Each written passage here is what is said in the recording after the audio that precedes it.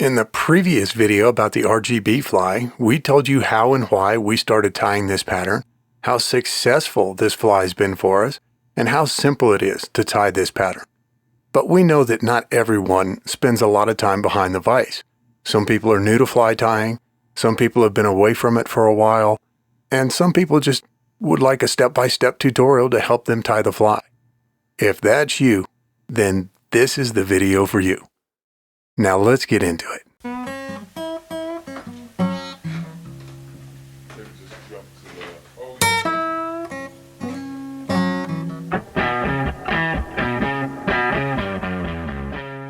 To get started tying this fly, we've got our hook and our bead in the vise. We're going to take a little bit of our .010 lead. We're going to do 5 wraps. And then just helicopter that off. I like to counter wrap the lead. And we're just going to shove everything right up against the bead, nice and tight as we can. Just get that all really nice and tight up against the bead. We'll start our 16-aught thread right back here behind the lead. And we're going to wrap right up against the lead, keeping all that nice and tight. And we're going to take 3 or 4 wraps right over that tag end of the lead. And then that'll just snap right off. Then we'll take some loose wraps up towards the bead, covering up the lead. And we're doing loose wraps here so that 16-aught thread doesn't fall down in between the wraps of the lead. We'll smooth out that taper just a little bit. And then we can clip off our tag end. For the tails, we'll grab a feather from our bugger pack. We'll separate out 6 to 8 of those fibers, and then we're going to grasp the tips very firmly, and then we're just going to yank them off really fast.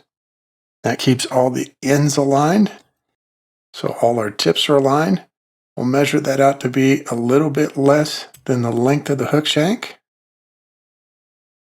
or the length of the hook, not just the shank, the hook overall. Catch that in right on top. Check our tail length. That looks pretty good. And we'll take a couple of wraps to lock that in. Grab a little bit of the red crystal flash, and because it's kind of curled, it can be tough to catch in. So I like to wrap it around the thread, pull it up and around the hook shank, apply a little bit of pressure to the thread. Then you can just pull that back until you got a nice small tag. Catch that in. I'm going to gather up the tail fibers and the red crystal flash and pull them up and towards me as I wrap back down towards the bend of the hook. It's just going to keep everything on top of the hook shank, counteracting the pressure of the thread. When I get down to the bend of the hook, I'm going to take 1 wrap underneath the tail fibers and the crystal flash. I'm going to pull that real nice and tight up against the tail fibers. You see how they kind of splay out there. I'll take a couple wraps right back over that. That's just going to prop those tails up a little bit. And then I'll advance the thread right back up to where we tied in the tails. And we can go ahead and just clip off the tag end of our tails. Cover those up just a little bit.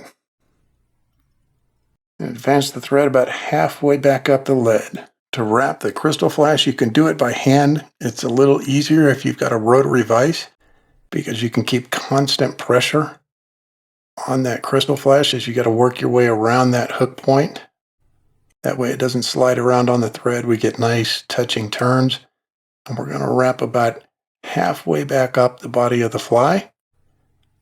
And we'll catch that in. And wrap right back up behind the lead. And we can clip off our crystal flash.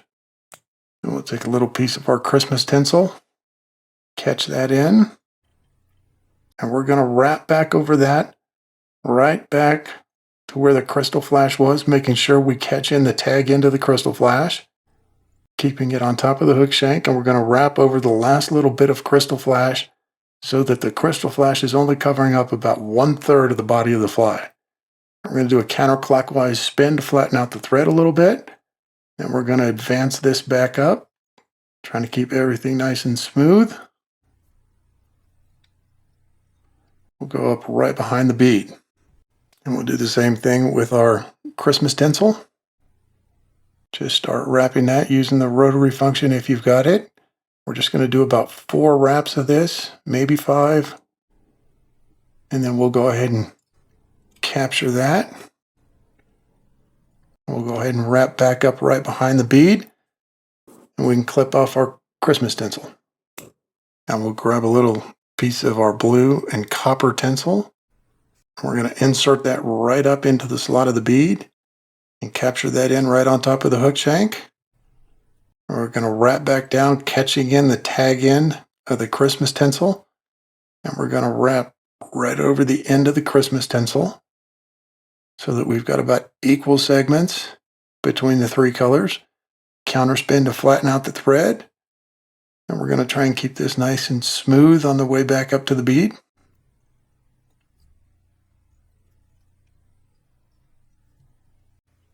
And then we'll wrap our blue tinsel.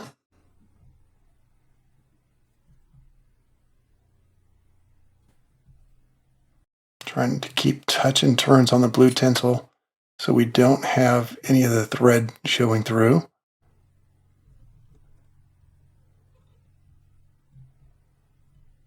Don't have to be perfect. And I like to finish off right over the slot of the bead. Just catch that in right over the slot of the bead. One more and one behind it so it's standing straight up. And I can come in and clip that off. I don't want the olive or the dun color right up next to the bead, so I'm just going to take the black Sharpie and black out a little section of that thread real quick. And then we're going to do a 4-turn whip finish. All right, I'll do 5 just to make sure we cover everything up and it's nice and black. And we can go ahead and clip off our thread. We just need to take our UV resin and put just a very, very small drop right on top of the hook shank. And then we'll use our bodkin to start spreading that around, keep it off the tails. For those of you that have been watching the TroutWise channel and have tied up any of our first 5 as seen in this video, if you've tied these flies, you've already got the materials to tie the RGB fly. And we want this to be nice, a nice thin coating. So I'm just going to drag from the back up towards the front. Any extra I'm going to use to just kind of fill in the slot of the bead and smooth that out. Trying to get a decent little taper on there.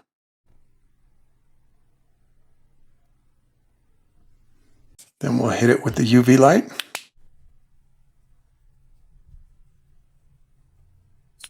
To finish this off, I like to put a little bit of a wing case on it. You can use black nail polish, black resin if you've got it, or if you don't, you can just use a Sharpie and just kind of use the slot of the bead as a guide. Make it a little bit fat up there, a little skinnier back over the blue.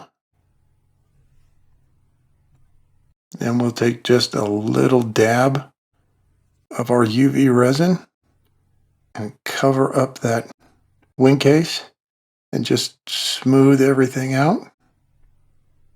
So we got a nice clean taper on it. And we can go ahead and hit that with the UV light. And there you go, the RGB fly. A junk fly, a trash fly, you can call it whatever you want, but the fact of the matter is that the trout absolutely love it.